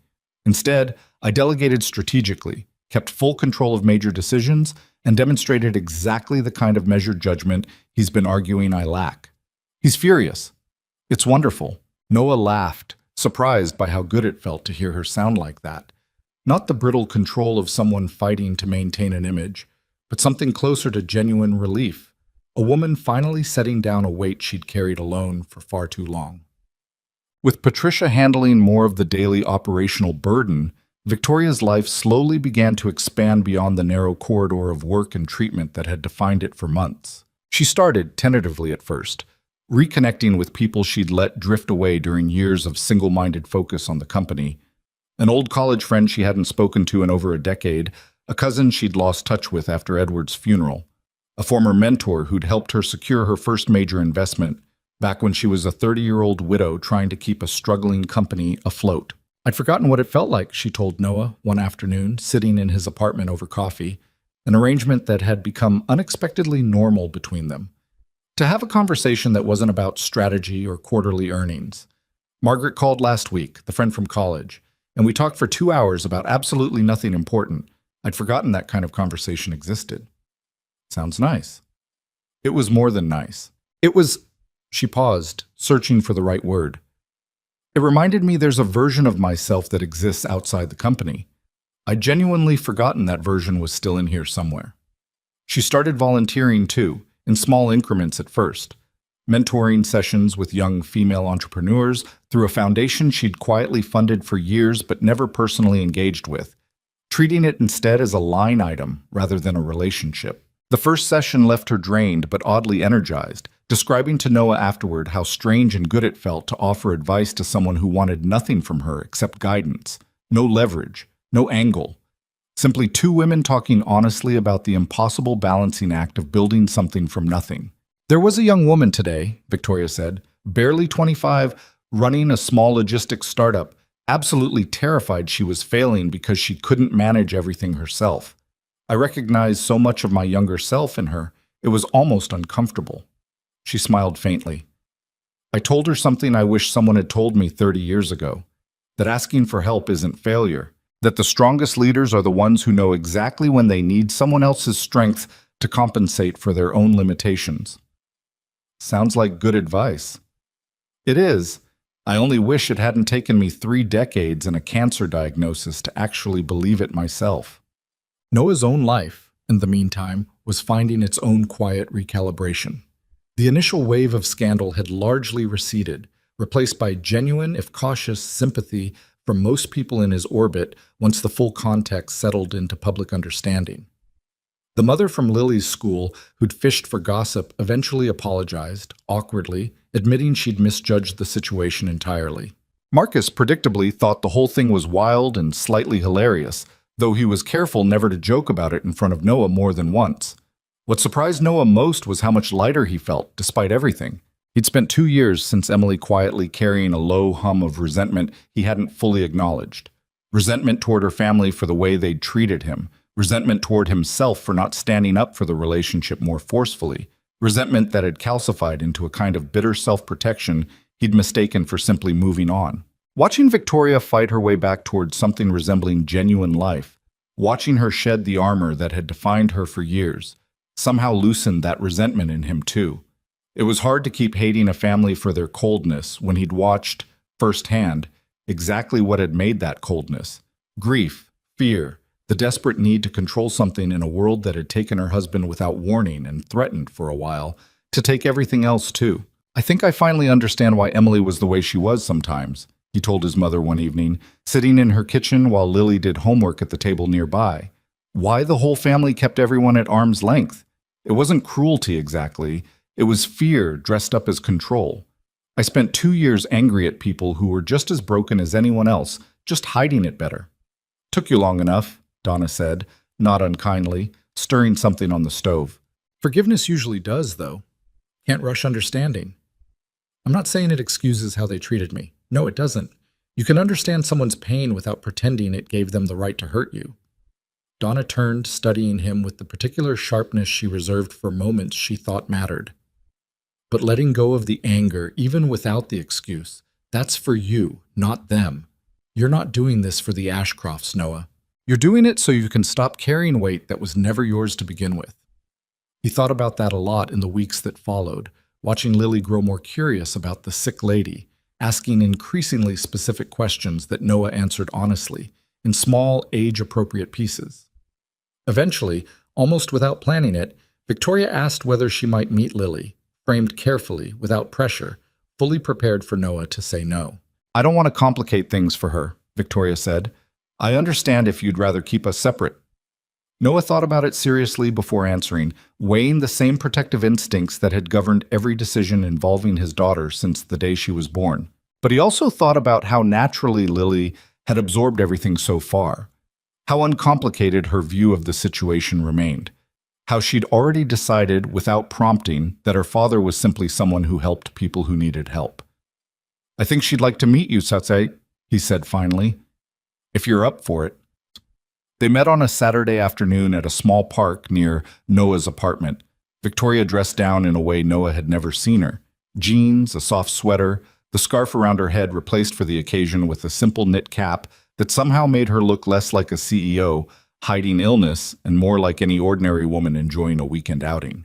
Lily approached the meeting with characteristic directness, studying Victoria with the frank curiosity only children seemed capable of. "Are you the sick lady?" she asked, before Noah could intervene with anything resembling tact. "Lily," Noah started, mortified, but Victoria laughed, genuine and warm, waving off his concern.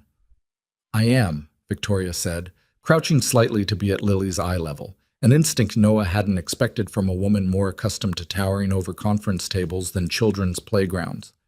"I'm Victoria. Your dad's been helping me feel better. Are you better yet?" "Getting there, slowly." Victoria smiled, something soft and unguarded crossing her face. "Your dad's been a really good helper." "He's good at helping people," Lily said, with the same matter-of-fact confidence she'd offered weeks earlier. "He helped Grandma's friend Marcia, too." "I've heard. I'm very lucky he decided to help me, too." Lily studied her a moment longer, then, apparently satisfied with whatever assessment a 6-year-old makes in such moments, extended a small hand holding a slightly crushed dandelion she'd picked moments earlier. "This is for you. Dandelions make people feel better. It's science." Victoria accepted the flower with a gravity that matched the seriousness with which it was offered, something glistening unexpectedly in her eyes. "Thank you, Lily. I believe that's exactly the science I needed today." Noah watched the exchange with a tightness in his chest he hadn't anticipated, equal parts protective and moved, witnessing two people from such impossibly different worlds finding a small, simple point of connection over a dandelion in a city park. It struck him, watching Victoria carefully tuck the crushed flower into her coat pocket like something precious, how far she'd traveled from the woman who'd once asked Emily, within his hearing, whether she was sure about a man who installed cabinets for a living. "She's wonderful," Victoria said quietly, after Lily had run off toward the swings, calling for Noah to push her. "You've done remarkable work raising her alone." "Wasn't entirely alone. Had my mom. Had Marcus and his wife, friends from the job sites." Noah watched his daughter climb onto a swing, already shouting instructions for how high she wanted to go. "Takes a lot of people to raise a kid, right? Even when it looks like one parent's doing it solo." I used to believe strength meant doing everything yourself. Victoria's voice carried quiet reflection, watching Lily swing higher with each push. I'm only now understanding how much of that belief was simply fear wearing a more respectable costume. They spent the rest of the afternoon at the park, Victoria pushing Lily on the swing at one point, awkward and unpracticed, but trying anyway, laughing at her own clumsiness in a way Noah suspected she rarely allowed herself in any other context. It was, he thought, watching the two of them together, the most ordinary afternoon he'd spent in months, despite everything extraordinary about how they'd arrived at it. The Holloway acquisition closed successfully 4 weeks later, Victoria's company emerging stronger than before despite, or perhaps she argued privately to Noah, partially because of the scrutiny she'd endured throughout her treatment. Patricia's steady hand on daily operations had freed Victoria to focus her remaining energy on the decisions that genuinely required her expertise, and the combination had produced results even Richard couldn't easily criticize. Her final chemotherapy session arrived on a cold afternoon in late winter, and Noah sat with her through it as he had through nearly every session before, the rhythm of waiting rooms and IV drips and quiet conversation having become, somehow, a strange kind of intimacy neither of them had anticipated when this began. "Last one," Victoria said, watching the final bag empty slowly into the line in her arm. "I keep waiting to feel something enormous. Relief, maybe, or triumph. Mostly I just feel tired. Relief comes later, I think. Once your body actually believes it's over. Maybe." She turned to look at him, something thoughtful in her expression. "I've been thinking about something, about everything that's happened since that first day in the storage room, since I asked you for something I had no right to ask of a man my own family treated so poorly. You don't owe me an explanation, Victoria. I'm not offering an explanation. I'm offering gratitude, which I've apparently never been particularly skilled at expressing, given how long it took me to manage it properly." She held his gaze steadily. "You didn't have to stay. Not after the article. Not after Richard tried to weaponize your presence in my life. Not after any of the dozen reasonable moments where walking away would have been easier and safer for you and your daughter. You stayed anyway. I don't fully understand why anyone would choose that, given everything I put you through during our family's history together, but I'm endlessly grateful you did." Noah considered the question seriously, the same question he'd been turning over in his own head for months now. "I think," he said slowly, "I stopped doing this because of who you used to be to my life, somewhere around the third appointment. After that, I think I was just doing it because you needed someone, and I'd become someone who could be that for you. Doesn't need to be more complicated than that." "Doesn't it?" Victoria's voice carried something quiet and searching. "Because I find myself thinking about you constantly, Noah. Not as Emily's former boyfriend, not as some obligation I need to repay. Just as you, as someone whose presence in my life has become, without my fully noticing it happening, essential rather than incidental." The IV machine beeped softly, signaling the bag had finished, and the nurse came to disconnect the line, breaking the moment before Noah had to figure out how to respond to something he wasn't entirely sure he was ready to name himself. But the question hung between them long after they left the treatment center that day, unresolved and quietly significant, the careful boundaries he'd maintained for months suddenly feeling less certain than they once had. He drove her home in comfortable silence, the city lights beginning to flicker on against the early evening sky, and when he pulled up outside her building, she didn't immediately reach for the door handle the way she usually did. "Thank you," she said again, softer this time, "for everything. For staying when staying made no sense given everything between us. You don't have to keep thanking me. I think I'll keep thanking you anyway. Some debts don't ever fully feel repaid, no matter how many times you acknowledge them." She finally opened the door, then paused, looking back at him with something unguarded in her expression. "I'd like to see you again. Outside of appointments and crises, if such a thing still exists for either of us. I find I'd like to know who you are when you're not simply managing someone else's emergency." Noah felt something shift quietly in his chest, an opening he hadn't expected and wasn't entirely sure how to navigate, given everything complicated about their history, their ages, the impossible difference between their worlds. "I'd like that too," he said finally, surprising himself with how true it felt. Victoria smiled, small and genuine, before stepping out into the cold evening air and Noah sat in his truck a long while after she disappeared into her building, watching the lit windows above him, wondering what exactly they'd built together in the months since that first desperate plea in an unfinished storage room, and where it might possibly lead from here. Spring arrived slowly that year, the way it always did in the city, gray turning to green in increments so gradual you almost missed the shift, until one day, the trees outside Victoria's penthouse were simply full again, and the cold that had defined the last several months of both their lives had quietly given way to something warmer. Victoria's scans came back clear in April. Noah was with her when the oncologist delivered the news, sitting in the same chair he'd occupied through countless appointments before, and he watched her absorb the words with a stillness that surprised him. No tears this time, no visible relief, just a long, quiet breath, like someone setting down something impossibly heavy. After carrying it so long, the weight had become indistinguishable from her own body. No evidence of disease, the oncologist repeated, in case the first time hadn't landed. We'll continue monitoring regular scans for the next several years, but Victoria, this is good news. This is the news we hoped for. She didn't speak until they were back in the truck, sitting in the parking lot with the engine off, staring through the windshield at nothing in particular. I don't know how to feel this, she said finally. I spent so many months simply enduring one appointment at a time that I never actually let myself imagine the other side of it. Now I'm here, and I don't know what to do with myself. You don't have to know right away. Give it time. I've given everything time for years, Noah. Time to grieve Edward. Time to build the company back from nothing. Time to convince myself that achievement could substitute for connection.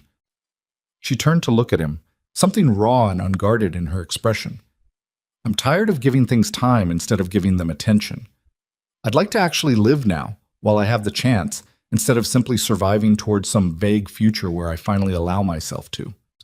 Noah understood that feeling better than he expected to, because he'd been circling something similar in his own life for weeks now. A recognition that the careful boundaries he'd maintained, the safe distances he'd kept around his heart since Emily, had outlived whatever purpose they'd originally served. Watching Victoria fight her way back from the edge of something terrifying had taught him things about courage he hadn't expected to learn from a woman who'd once looked at him like he wasn't good enough for her daughter. What does living look like to you? He asked. Now that you're actually thinking about it, instead of just enduring. Victoria considered the question with real seriousness, the kind of attention she once reserved exclusively for board strategy and acquisition terms. Less time in boardrooms, more time with people who matter to me rather than people who simply orbit my position. She paused. More time with you, if you'll have it. Not as crisis management, not as gratitude disguised as something else. Simply because being near you has become the part of my life that actually feels like living, rather than performing. Noah felt something settle in his chest, an answer he'd been circling for weeks finally arriving with full clarity. I'd like that. I think I've wanted that for a while now, if I'm honest, longer than I let myself admit. The months that followed unfolded with a gentleness neither of them had much practice with. Victoria delegated further, formalizing Patricia's role into something closer to genuine partnership rather than temporary cover, freeing herself to actually attend the mentoring sessions she'd once treated as obligation rather than calling. She expanded the foundation significantly, putting her own name and presence behind it instead of simply her money, working directly with young entrepreneurs in a way that brought her visible satisfaction Noah hadn't witnessed in any boardroom victory. Richard, predictably, found himself increasingly isolated on the board as Victoria's continued strong leadership through recovery made his earlier accusations look exactly like what they'd been: opportunistic cruelty dressed in concern. He resigned from the board 8 months after the diagnosis became public, citing vague personal reasons that fooled absolutely no one, and Victoria accepted his resignation with a graciousness that Noah suspected cost her nothing at all to offer, given how thoroughly she'd already won. I used to think defeating him would feel triumphant, she told Noah the evening his resignation was announced. Instead, it mostly feels like relief, like setting down a fight I never wanted in the first place. That's usually how it goes with people like Richard. Winning against them never feels as good as you imagine, because the fight itself was never worth having. Emily's wedding took place in early summer, a smaller, quieter affair than originally planned, scaled back not from financial necessity, but from a shift in priorities that Emily herself described as the unexpected gift hidden inside her mother's illness. "I used to think the wedding needed to be enormous to prove something," she told Noah at the reception, finding him near the edge of the dance floor while Victoria danced with her new son-in-law nearby, looking lighter than Noah had ever seen her. "Watching Mom almost die taught me that the only thing actually worth proving is whether the people in the room genuinely love you. Everything else is just decoration." "You look happy, Emily." "I am."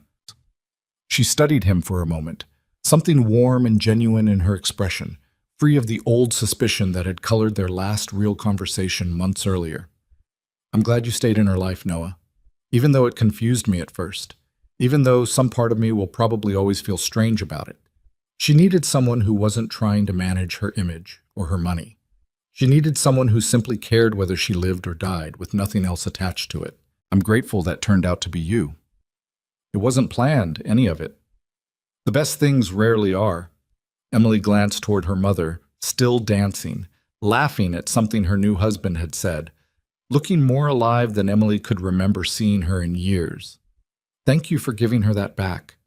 Whatever this is between you and her now, I hope you both let yourselves actually have it, instead of running from it because it doesn't fit the story either of you expected to live." Noah watched Victoria dance for a moment longer, struck by how completely she'd transformed since that first night in the unfinished storage room. Not just physically, though the color had returned to her face, the weight she'd lost slowly regained, but something deeper, some fundamental loosening of the armor she'd worn for 2 decades like a second skin. She caught his eye across the room and smiled, unguarded and easy, and he felt the last of his old hesitation finally release.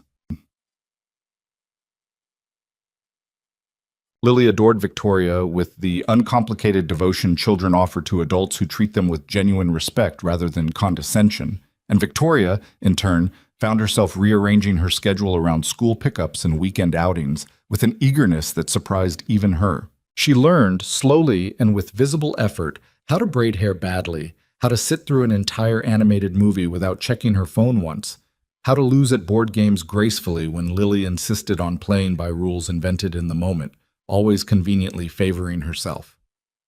"You're getting better at this," Noah told her one Saturday afternoon, watching her attempt, for the 3rd time, to successfully complete a braid that Lily had requested with exacting 6-year-old specificity. "I built a company from nothing," Victoria said, frowning in concentration at a section of hair that refused to cooperate.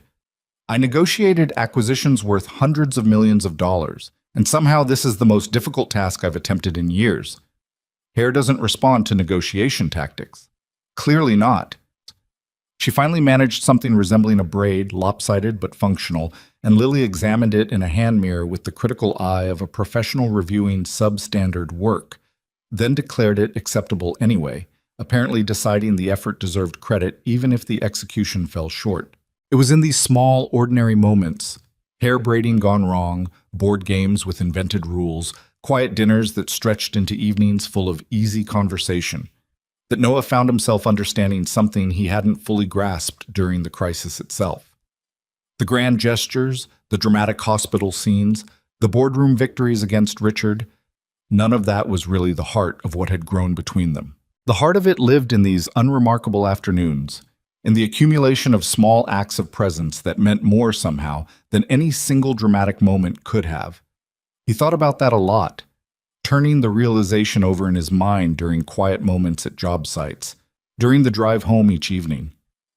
He'd spent years believing that meaningful connection required some kind of grand proof, a declaration, a gesture significant enough to justify itself. But what he'd built with Victoria over the past year had grown instead through accumulation, through simply showing up again and again until showing up became its own kind of declaration, more honest than any single dramatic moment could have been. 1 year to the day after that first encounter at Ashcroft Dynamics, Victoria invited Noah and Lily to the upstate property for the weekend. Not the sparse, sad mansion it had been during her recovery, but somewhere transformed. Photographs now hung throughout the house, fresh flowers in vases that had once sat empty, the unmistakable evidence of a home actually being lived in rather than merely occupied. They sat together on the back porch that evening, after Lily had finally surrendered to exhaustion following an entire afternoon spent chasing fireflies across the lawn, the summer air warm and thick with the particular stillness that only existed far from the city's constant hum. "I keep thinking about that night," Victoria said, watching the last light fade over the trees. "In the storage room. How terrified I was.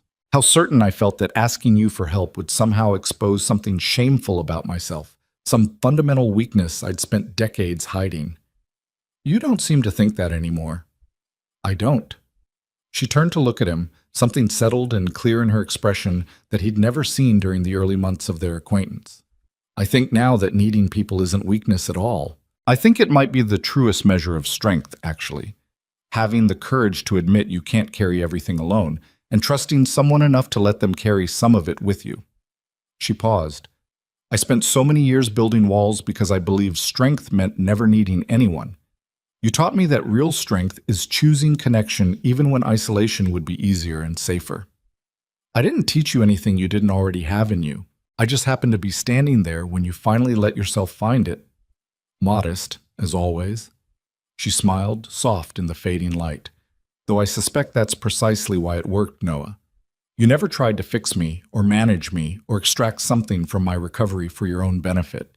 You simply stayed, consistently, without demanding I become someone different than I actually was in any given moment. That's a rarer gift than you seem to understand." Noah thought about everything that had led them here. The favor for a friend that had spiraled into something neither of them could have predicted. The months of secret appointments and growing trust, the article that had threatened everything and somehow, instead, forced both of them toward greater honesty. He thought about Lily's uncomplicated love for a woman the world saw as untouchable, about Emily's gradual forgiveness, about his own slow release of resentment he hadn't fully realized he was still carrying. "Can I tell you something?" he said. "Something I've been thinking about for a while now." "Of course." "My mother died alone, in waiting rooms, because she didn't think she deserved to ask for help. I carried so much guilt about that for years. This conviction that I'd failed her by not noticing sooner, not pushing harder. And then you walked into my life asking for exactly the kind of help I'd wished.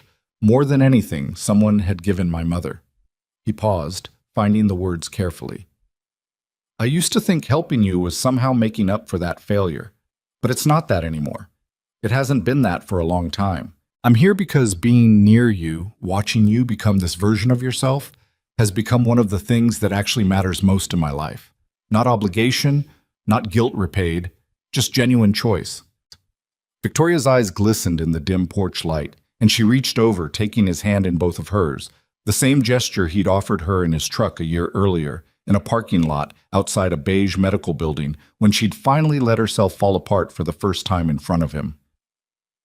"I love you," she said quietly, the words simple and unguarded, none of the careful boardroom calculation that governed nearly everything else she said. I don't know precisely when that became true, somewhere between the storage room and this porch, but I know it's true now, and I'm tired of being too careful to say it.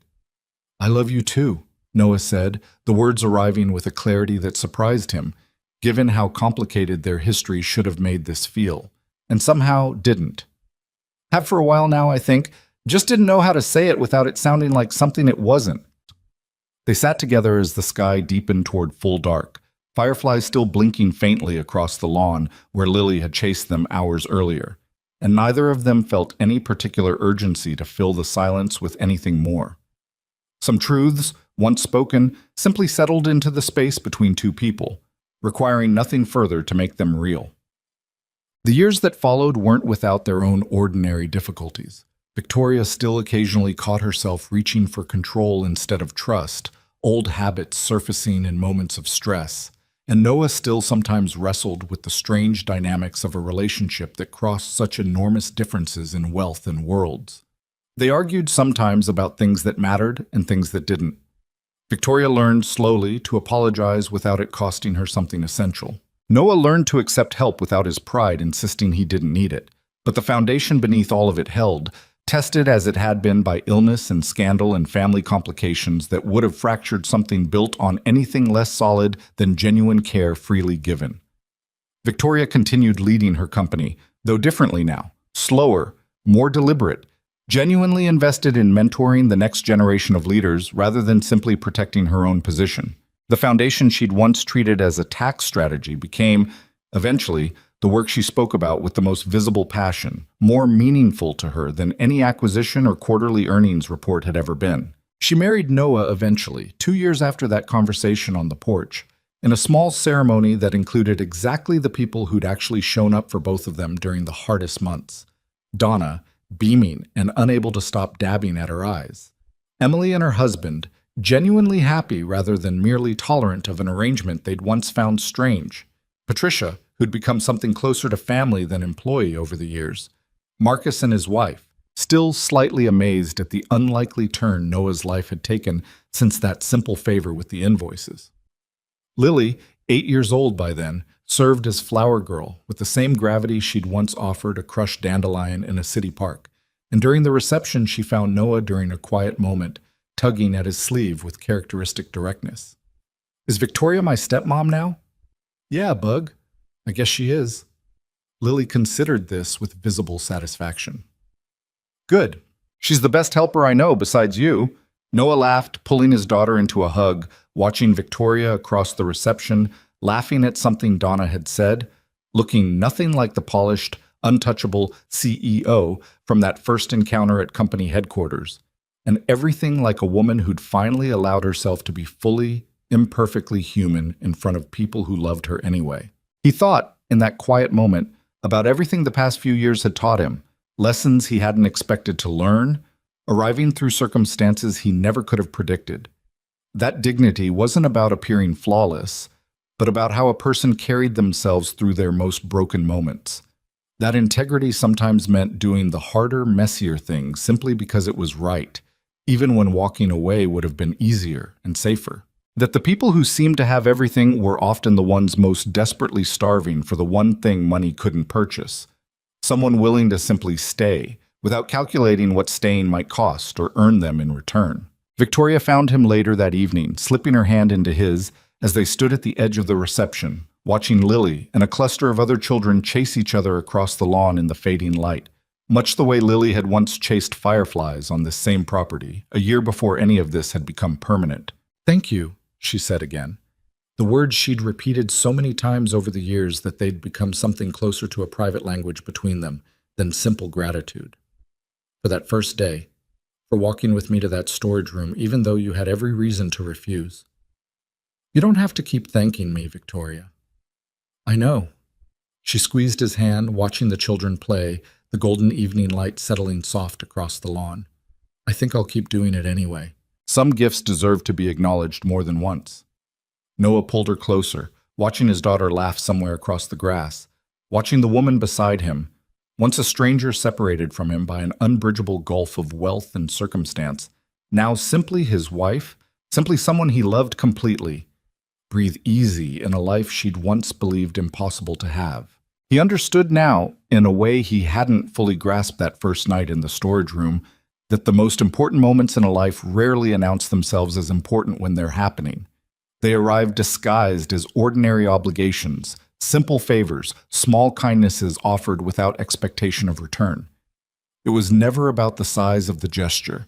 It was never about rescuing someone, or being rescued, or proving anything to anyone watching from the outside. It was only ever about staying, about showing up again and again in the unglamorous middle of someone else's hardest chapter, asking for nothing except the chance to simply be present. That, he'd learned, was the quiet, unspectacular power genuine compassion actually held.